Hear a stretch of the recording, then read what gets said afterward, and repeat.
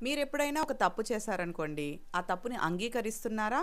లేక నీ వల్లే ఇలా జరిగింది అని మీ తప్పుని మరొకరి పైనకి నెట్టేస్తున్నారా? ఎప్పుడైనా సరే ఒక రిలేషన్ బలంగా ఉండాలి అంటే మీ వల్ల జరిగిన తప్పు పైన పూర్తి బాధ్యత మీదే ఉండాలి. మీ తప్పుని మీరు అంగీకరించాలి. అలాగే ఎదుటివారి ముందు ఒప్పుకోవాలి. నా వల్ల తప్పు జరిగింది. నేను ఇలా దీన్ని కరెక్ట్ చేసుకుంటాను. లేదంటే ఈ తప్పుని సరిచేసుకోవడానికి నా దగ్గర సొల్యూషన్ లేదు. నువ్వేమైనా సజెషన్ ఇస్తావా? అని మీరడిగినట్లయితే ఖచ్చితంగా మీ మధ్యలో ఉన్న బంధము బలపడుతుంది.